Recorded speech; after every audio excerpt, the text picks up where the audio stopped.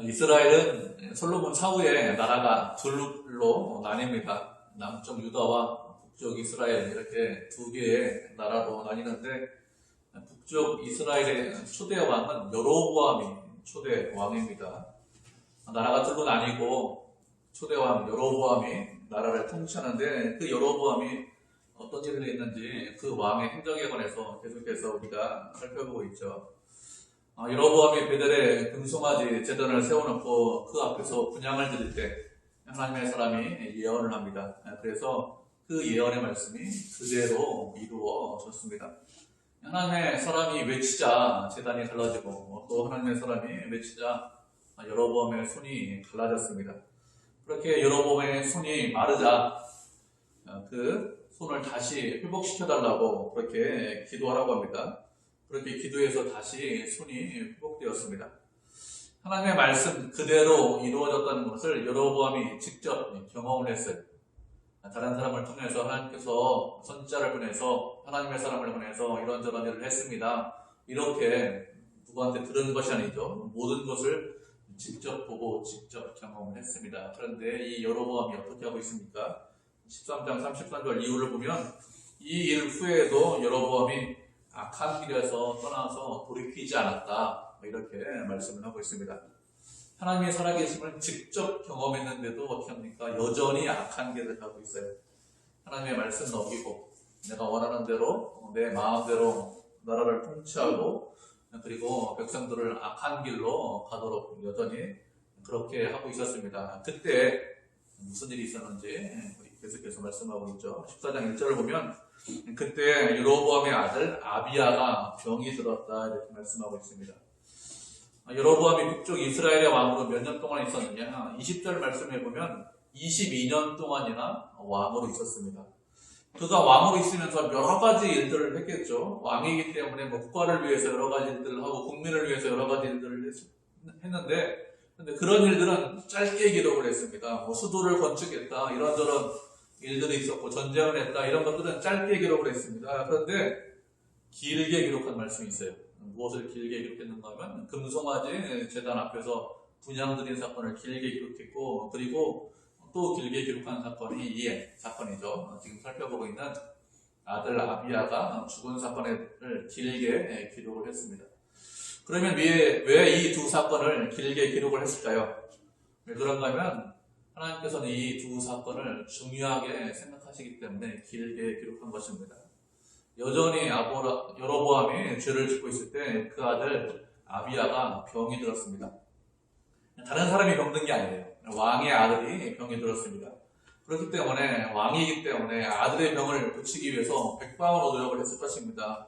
그 당시 유명한 의사는 다 찾아가겠죠. 그 당시 할 수 있는 의술은 다 동원했을 것입니다. 있는 약 없는 약 다 썼겠죠. 병을 치료하기 위해서 이런저런 일을 했을 것입니다. 그런데 아들의 병이 낫지 않아요. 점점 일증해집니다. 차도가 없고 점점 아파가고 있습니다. 그래서 이 일을 다 해보다가 이제 안 되니까 마지막으로 한 일이 무엇이냐? 선지자를 찾아가는 일을 했습니다. 2절을 보면 여로보암이 그 아내에게 말하기를 당신이 변장해서 그래서 찾아가라 선지자를 찾아가라 이렇게 말을 하고 있죠. 여로보암이 아내인 것을 감추고 왕비라는 것을 알지 못하게 하고 실로에 선지자가 있는데 아이야 선지자를 찾아가라 이렇게 말을 하고 있습니다. 이 아이야 선지자가 누구냐? 이 아이야 선지자는 여로보암이 왕이 되기 이전에 왕이 될 것이라고 예언한 선지자가 아이야 선지자입니다. 아이야가 들에서 여로보암을 만나죠. 그가 새 옷을 입고 있었는데 옷을 12조각 냅니다. 그래서 10조각은 여로보암에게 주면서 내가 이스라엘 10지파의 왕이 될 것이다. 이렇게 하나님께서 말씀하셨다고 하면서 옷을 10조각을 찢어줍니다. 이렇게 예언한 선지자가 아이야 선지자인데 이 아이야를 찾아가라고 말을 하고 있습니다. 아이야를 찾아갈 때 그냥 찾아가는 것이 아니라 손에 떡 10개와 과자와 꿀 한 병을 가지고 찾아가라고 하죠. 그렇게 찾아가면 아이가 어떻게 될지 선지자가 이야기할 것이니 그러니 그를 찾아가라고 합니다. 떡과 과자와 꿀을 들고 가라고 하는 이유가 무엇인가 하면 그 당시 사람들은 선지자에게 무엇을 물어보기 위해서는 그냥 가는 것이 아니라 약간의 예물을 들고 갔습니다. 약간의 선물을 들고 가서 선지자에게 묻는 것이 그 당시의 풍습이기 때문에 그렇게 몇 가지 물건을 가지고 선물을 들고 가라 이렇게 이야기를 했습니다. 그런데 어떻게 가라고 했습니까? 왕비의 모습으로 가지 말고 변장해서 가라 이렇게 말을 하고 있습니다. 변장해서 가라는 것은 일반 백성의 모습으로 가라는 것이죠. 아이가 많이 아픈데 어떻게 손을 쓰지 못하는 그런 여염집의 아낙네처럼 일반 주부처럼 그런 모습으로 선지자를 찾아가라고 그렇게 말을 했습니다. 지금 아이야 선지자는 어떤 상태인가 하면 나이가 많이 들었습니다. 그래서 눈이 어두워서 앞을 보지 못하는 그런 상태이기 때문에 그렇게 일부러 변장해서 일반적으로 꾸며서 가면 그러면 선지자가 누구인지 모를 것이니 그렇게 가라 이렇게 이야기를 했습니다. 그러면 여로보암이 선지자를 찾아가는데 왜 아내인 것을 자신의 아내인 것을 감추고 일반 사람처럼 변장을 해서 가라고 했을까요? 왜 선지자가 여로보암의 아내인 것을 몰라야 할까요? 아야 선지자가 여로보암의 아내인 것을 알게 되면 선지자가 이 아이에 대해서 이야기를 하지 않거나 아니면 아주 심한 말을 할 수 있다 이런 마음이 들어서 그래서 변장을 하고 가라 이렇게 했을 것입니다. 다시 말하면 여로보암이 이 선지자 보기에 바르게 행동하지 못했다는 것입니다. 만약에 선지자 보기에 바르게 행동했다면 굳이 변장해서 갈 이유가 없죠. 그냥 찾아가면 됩니다. 왕비가 찾아간다 이렇게 생각해서 그냥 찾아가면 되는데 이렇게 변장을 해서 보내는 이유가 무엇인가 하면 여로보암이 왕이 된 이후에 바르게 행동하지 못했기 때문에 변장을 해서 찾아가라고 하는 것입니다. 여로보암은 왕이 된 이후에 하나님 보시기에 악하게 행동했습니다. 이런 것을 보고 있던 선지자가 가만히 있지 않았겠죠. 그렇게 행동하는 것은 악하다. 제단에 무상의 제사를 드리는 것은 분명히 악한 일이다. 이렇게 충고를 했을 것인데 여로보암이 그 충고를 듣지 않고 선지자를 멀리했을 것입니다. 이런 상황에서 아이가 아프고 그리고 아이를 고칠 수 있는 방법이 전혀 없기 때문에 최후의 수단으로 이제 아이야를 찾아가서 조언을 구하자. 혹시 그렇게 하면 선지자가 이야기하면 아이의 병이 나을 수 있다. 이런 마음이 있어서 이렇게 아내를 변장시켜서 보내는 것입니다. 이렇게 여로보암의 아내가 변장을 해서 아이야의 집에 도착했습니다. 그때 하나님께서 아이야 선지자에게 말씀하셨습니다. 여로보암의 아내가 변장해서 너에게 물으러 오는데 너는 이러이러하게 대답을 해라 이렇게 말씀하셨습니다. 그런데 그가 들어올 때 어떻게 들어오느냐? 다른 사람인 것처럼 다른 사람인 채 변장을 하면서 들어온다 이렇게 말씀을 하셨습니다. 여로보암의 아내가 일반 백성의 주부처럼 아내처럼 그렇게 변장하면 누구를 속일 수 있을까요? 앞을 보지 못한다고 했잖아요. 앞을 보지 못하는 선지자를 얼마든지 속일 수 있습니다. 선지자도 인간이기 때문에 그렇게 변장해서 오면 보지 못하는데 어떻게 할 수 있겠습니까? 속일 수 있죠. 그렇지만 누구는 속이지 못합니까? 하나님은 속이지 못해요. 하나님께서는 우리의 모든 것을 다 알고 계십니다. 우리를 창조하시고 인간의 역사를 주관하시고 섭리하시는 하나님께서는 세상 모든 것을 다 알고 계시죠. 그런 하나님을 우리가 속일 수 있을까요? 그렇지 않죠. 어느 누구도 세상의 어느 누구도 하나님을 속일 수 없습니다. 하나님께서는 인간에게 속지 않으십니다. 우리가 겉모습을 화려하게 꾸미고 아름답게 꾸며도 그 겉모습에 속지 않으세요. 하나님은 우리의 무엇을 보십니까? 하나님은 우리의 중심을 보십니다. 그래서 우리가 하나님을 속일 수 없습니다. 그런데 어떤 사람들은 하나님을 속일 수 있다 이렇게 생각하는 사람들이 있습니다. 어리석은 생각이죠. 우리가 말씀을 한 구절 살펴보도록 하겠습니다. 갈라디아서 6장 7절로 8절까지 말씀 찾아보도록 하겠습니다. 갈라디아서 6장 7절 8절입니다.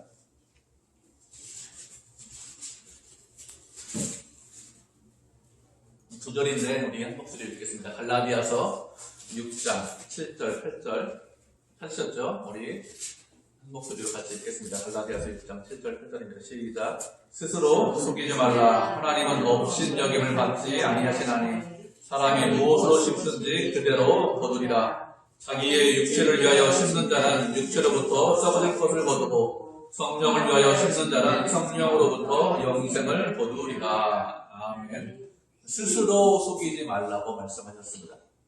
인간은 다른 사람을 속일 수 있는 그런 능력을 갖고 있죠. 그래서 다른 사람에게 우리가 사기를 당하면 상당히 분하게 생각하고 참 억울하게 생각합니다. 그리고 사기친 사람 뭐라고 생각하죠? 참 인간 이하다. 인간으로서 어떻게 그런 일을 할 수 있느냐. 이렇게 인간 이하라고 생각을 합니다. 그런데 우리를 속이는 것들이 꽤 많이 있습니다. 뭐 사람도 우리를 속입니다. 그렇지만 사탄 정말로 유혹으로 우리를 속입니다. 그런데 우리가 가장 많이 속는 것이 무엇이냐? 누구에게 우리가 가장 많이 속을까요? 가장 많이 속는 것은 자기가 자기 자신에게 가장 많이 속습니다. 다른 사람에게 속는 경우는 그래도 적은 경우입니다. 그리고 다른 사람에게 속으면 속았다는 것을 뭐 어느 정도 시간 지나면 금방 깨달을 수 있습니다. 그런데 자기 자신에게 속으면 어떻게 됩니까? 자기 자신에게 속으면 깨닫지 못해요. 자기 자신에게 속으면 뭐라고 생각합니까? 아, 나 참 괜찮은 사람이야. 나 지혜로운 사람이야. 이렇게 생각합니다. 그래서 깨닫지 못해요. 가장 어리석은 것이죠. 사탄이 어떻게 우리를 속이고 유혹합니까? 스스로에게 속게 만들어서, 그래서 속이고 유혹을 하죠. 그래서 말씀하시기를 스스로 속지 말라고 했습니다. 자기 자신에게 속아서 넘어가지 말라는 것입니다. 하나님은 업신여김을 받지 않으신다고 했습니다. 업신여김을 받지 않으신다는 것은 인간의 속임수에 넘어가지 않으신다, 이런 뜻입니다. 인간은 하나님을 속일 수 없습니다. 그런데 이렇게 생각하는 사람들이 종종 있어요. 좀 안 좋은 말인데 하나님을 이용해서 아니면 하나님을 끌어들여서 어떻게 좀 하면 되겠지, 일이 잘 풀릴 거야, 이렇게 생각하는 사람들이 종종 있습니다. 잘못된 생각이에요. 하나님은 속지 않으십니다. 하나님은 인간에게 이용당하시지 않습니다. 하나님은 인간에게 조롱당하시지 않습니다. 인간이 스스로 속는 거예요.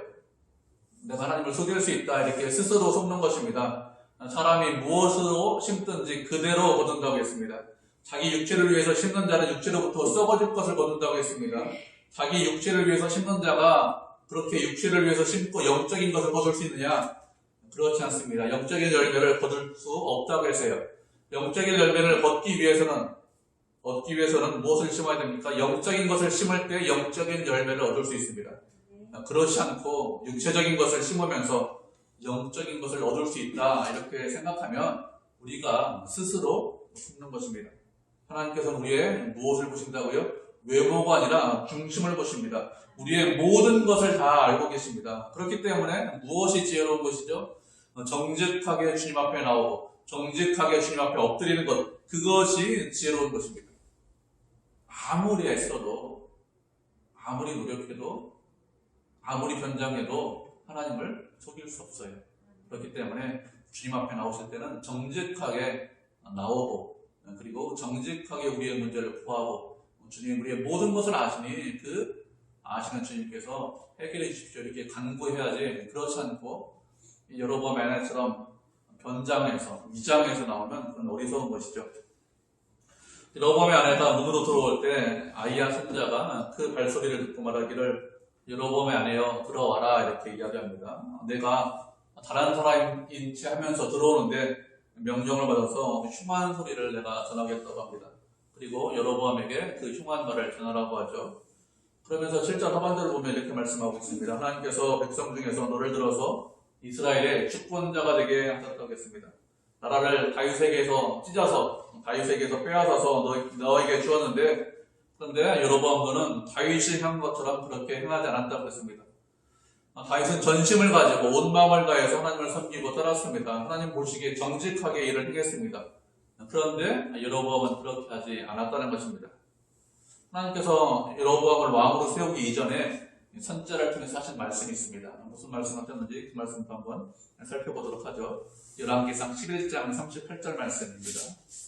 또 한번 찾아보도록 하겠습니다. 열왕기상 11장 38절 말씀.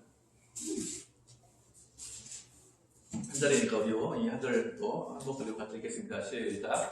내가 만일 내가 명령한 모든 일에 순종하고 내 길로 행하며 내 눈에 합당한 일을 하며 내 종 다윗의 행함같이 내 율례와 명령을 지키면 내가 너와 함께 있어 내가 다윗을 위하여 세운 것 같이 너를 위하여 견관집을 세우고 이스라엘을 내게 주리라. 아멘. 하나님께서 말씀하신 것이죠. 무엇이라고 말씀하셨습니까? 당신이 명령한 것, 당신의 율법, 당신의 말씀, 그 길을 순종하고 하나님 눈에 합당하게 행하고 다윗과 같이 하나님의 명령에 말씀의 율례를 잘 지키면 그러면 어떻게 하신다고 했습니까? 내가 너와 함께 있겠다. 그러면 되는 거잖아요. 내가 너와 함께 있겠다. 그리고 다윗을 세운 것처럼 너를 세우겠다. 내 집을 견고하게 만들어 주겠다. 이렇게 말씀하셨습니다. 그것뿐만 아니라 이스라엘도 너에게 주겠다. 이렇게 말씀하셨어요.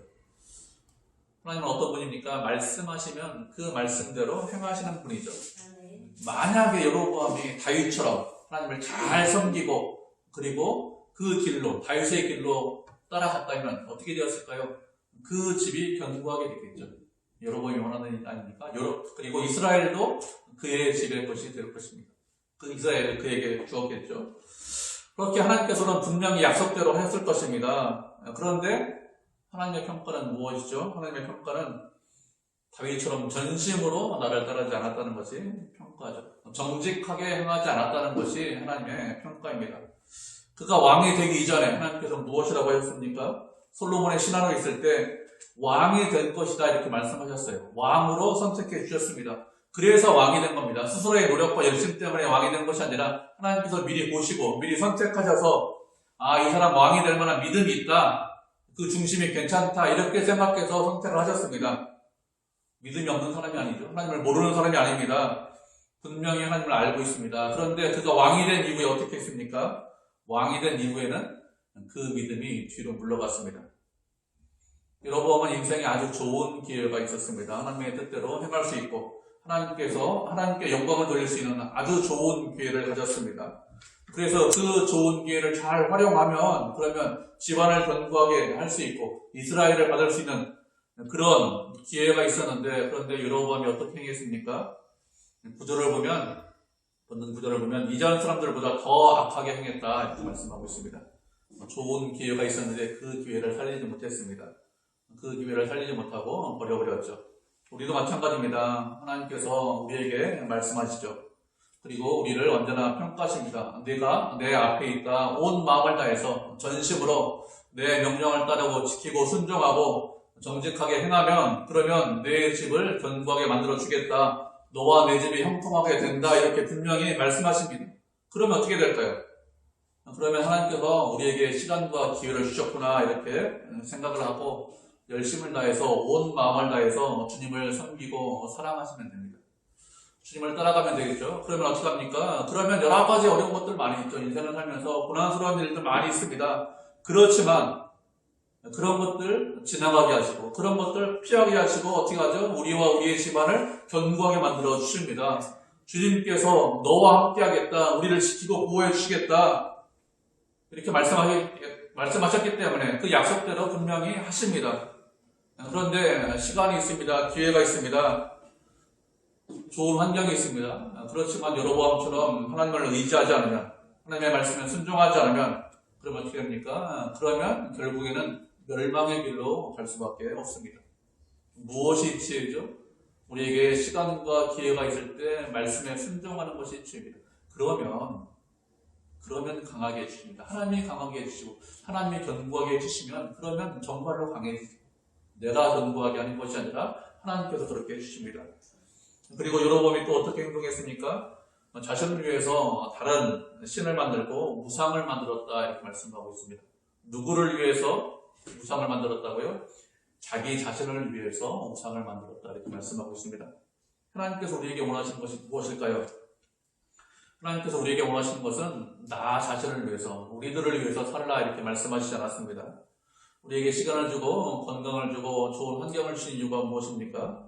주님을 위해서 살라고 그렇게 주신 것이죠. 사람의 제일 되는 목적이 무엇입니까? 사람의 제일 되는 목적은 하나님을 영원롭게 하는 것과 영원토록 그를 즐거워하는 것입니다. 우리가 이 땅에 있는 이유가 무엇이죠? 하나님의 영광을 위해서 이 땅에 있는 것이죠. 하나님께서 영광 받으시도록 하기 위해서 이 땅에 존재합니다.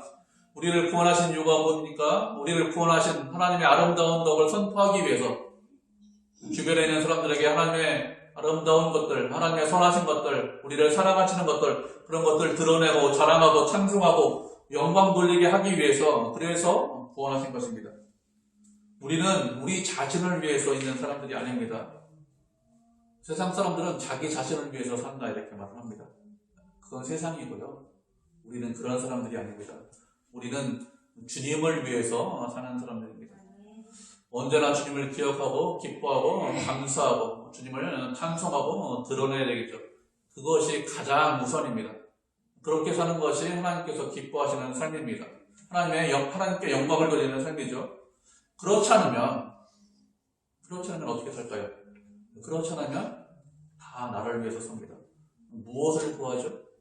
고난이 없기를 구합니다. 평안하기를 구합니다. 평범한 삶을 구합니다. 평탄한 삶을 살았으면 좋겠습니다. 이렇게 구합니다. 고난이 없어요. 어려움이 없습니다. 평범하고 안정적인 삶을 삽니다. 그렇게 산다고 그런 삶이 의미 있는 삶이고 가치 있는 삶일까요? 그렇지 않습니다. 고난이 있지만 어려움이 있지만 주님을 위해서 살 때 그렇게 주님을 위해서 살아가는 삶이 의미가 있고 가치가 있습니다. 우리가 살아가면서 시간이 참 빨리 가죠. 우리가 시작한 지 엊그제 같은데 벌써 12월 중순입니다. 새로운 한 해가 며칠 있으면 시작이 됩니다. 한 해 한번 돌아보시기 바랍니다. 대단한 일, 큰 일을 하셨나요? 그런 거 별로 없죠? 아이고, 이렇게 빨리 지나가나? 벌써 12월이야? 이렇게 생각합니다. 이런 식으로 지나가면 평생 별로 한 일 없네? 이렇게 지나가겠죠.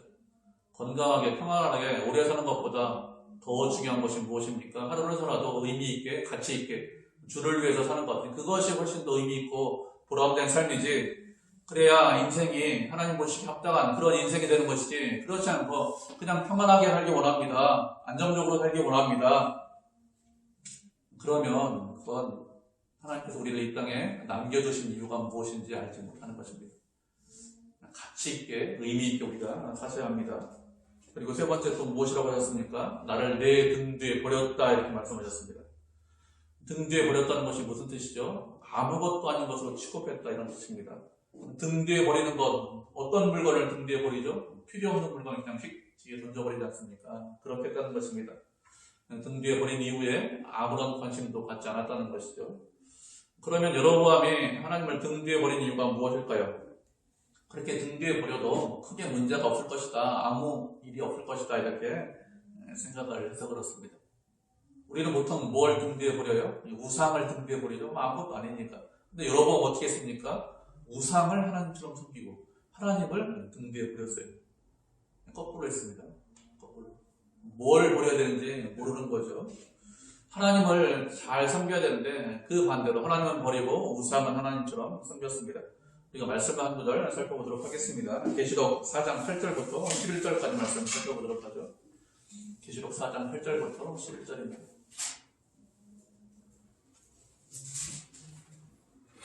한 절씩 교독하도록 하겠습니다. 요한계시록 4장 8절부터 11절까지 말씀입니다. 지금 맨 끝에 있는 성경이죠. 먼저 읽겠습니다. 4장 8절. 네 생물은 각각 6날개를 가졌고 그 안과 주위에는 눈들이 가득하더라. 그들이 밤낮 쉬지 않고 이르기를 거룩하다 거룩하다 거룩하다.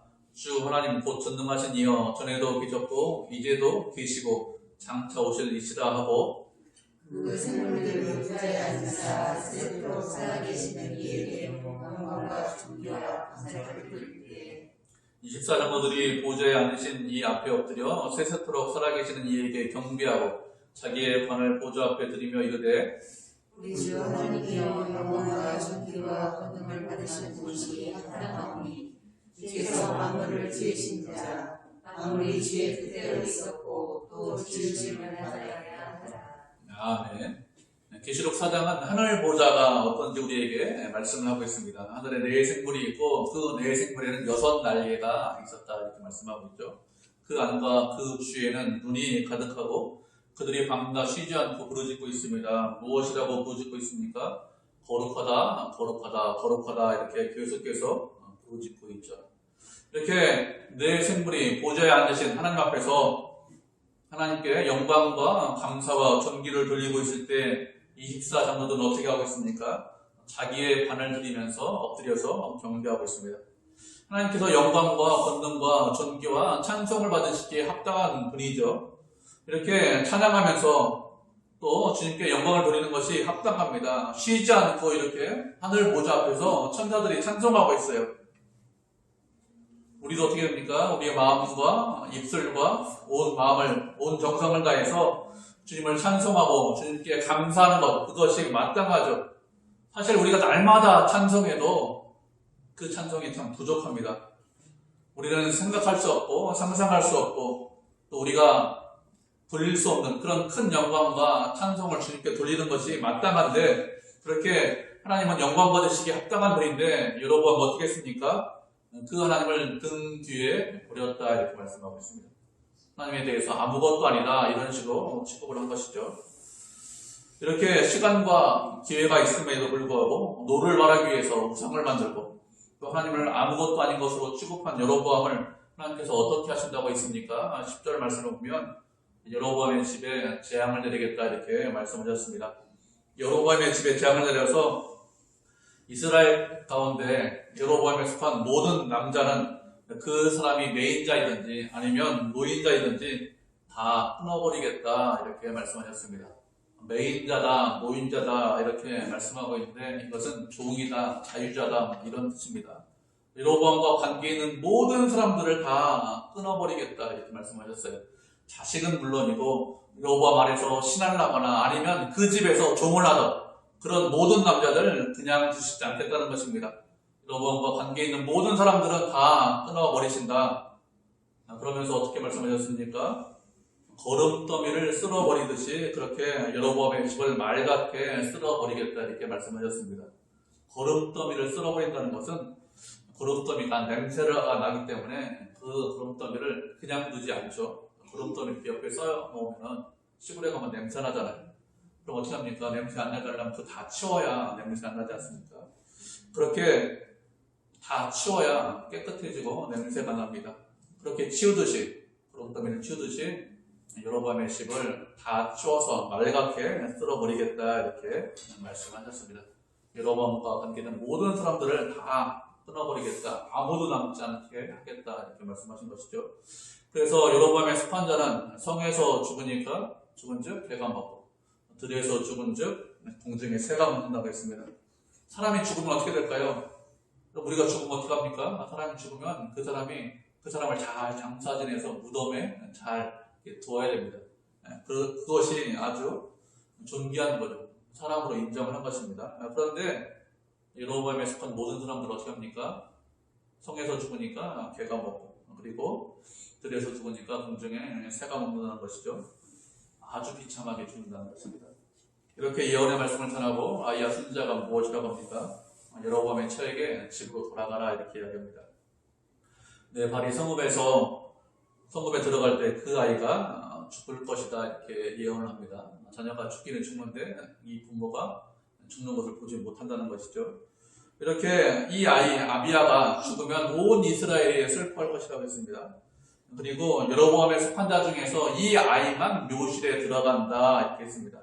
묘실에 들어간다는 것은 정상적으로 이 아이만 죽는다는 거예요. 다른 사람은 묘실에 들어가지 못한다는 것입니다. 왜 그렇습니까? 이 여로보암의 아들 아비야가 하나님에 관해서 선한 뜻을 품고 있기 때문에 이 아이만 정상적으로 묘실에 들어갈 수 있다는 것입니다. 다른 사람은 아무도 선한 뜻을 가지고 있지 않은데 이 아이만 선한 뜻을 가지고 있습니다. 아버지 여로보암이 왕인데 금송아지 만들어 놓고 그 앞에서 분향하고 그 앞에서 제사 드리면서 여기서 이 금송아지가 하나님이니까 이것을 섬겨라 이렇게 이야기하고 있는데 이 아이는 어떻게 생각하고 있습니까? 그것이 잘못됐다, 우상숭배다, 그건 버리고 하나님을 섬겨야 된다. 이 아이만 혼자만 그렇게 하고 있습니다. 그래서 하나님께서 어떻게 하셨습니까? 이 아이만 정상적으로 죽을 수 있도록 하셨습니다. 그러면 다른 사람들은 어떻게 됩니까? 모든 사람들, 여로보암에 속한 모든 사람들은 정상적으로 죽지 못한다는 거예요. 성읍에서 죽고 그리고 들에서 죽을 것인데 개가 먹고 새가 먹는다 이렇게 말씀하고, 그래서 정상적으로 묘실에 들어가는 사람이 아무도 없을 것입니다. 선지자의 예언을 듣고 여로보암의 아내가 어떻게 했을까요? 아주 급하게 들으서로 돌아갔습니다. 걸음을 재촉했겠죠. 아이가 죽는다는 것을 알았기 때문에. 그런데 어떻게 되었습니까? 말씀대로 그 문지방에 이를 때 아이가 죽었다 이렇게 말씀을 하고 있습니다. 그러면 하나님께서 여로보암의 아내에게 경고의 말씀을 하시는 이유가 무엇일까요? 이렇게 하시는 것은 여로보암과 여로보암에 속한 모든 사람들이 주님 앞으로 돌아오기를 원해서 이렇게 경고의 말씀을 하시는 것입니다. 하나님께서 말씀하셨기 때문에 당연히 그렇게 되지, 말씀대로 돼. 그렇게 포기하고 살면, 내 마음대로 하면 어떻게 될까요? 그러면 정말로 말씀대로 됩니다. 포기하고 살았기 때문에. 그런데 그런 자리에 있지만, 여러분의 자리에 있지만, 말씀을 듣고 돌이키면 어떻게 됩니까? 말씀을 듣고 돌이키면 용서해 주십니다. 우리가 아무리 큰 죄를 졌고 아무리 큰 잘못을 했어도 그래도 돌이키면 어떻게 하죠? 돌이키면 용서해 주세요. 왜 이 말씀을 여러분에게 하시는 것입니까? 돌아오기를 원해서 말씀하시는 거예요. 돌아오기를 원해서. 그래서 돌이키면 용서해 주십니다. 그런데 여로보암은 아내를 통해서 이 모든 이야기를 들었습니다. 그리고 예언대로 이루어진 것을 다 봤어요. 어떻게 했습니까? 돌이키지 않았습니다. 여전히 우상을 숭배하고 여전히 자기 마음대로 나라를 통치하고 자기 마음대로 살았습니다. 그래서 결국에는 망했습니다. 말씀을 들었는데 내 마음대로 살면 결국에는 망합니다. 우리는 이렇게 되지 않아야 되겠죠. 말씀을 들었으면 돌이키고 돌아와야 합니다.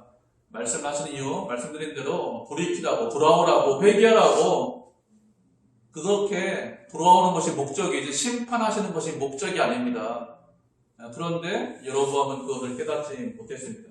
돌아오는 것이 하나님의 뜻이죠. 돌아와서 주님과 동행하고 주님을 붙잡고 주님과 함께 해야 되겠죠.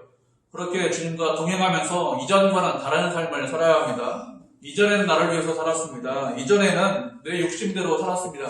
그렇지만 돌아와서는 어떻게 해야 되죠? 그렇게 욕심대로 사는 것이 아니라 주를 위해서 살아야 합니다. 그렇게 주를 위해서 살라고 말씀을 하신 것입니다. 그렇게 돌이키는 것이 하나님께서 원하시는 것이고 돌이키는 것이 바른 것이죠. 그런데 여로보암은 돌이키지 않았습니다.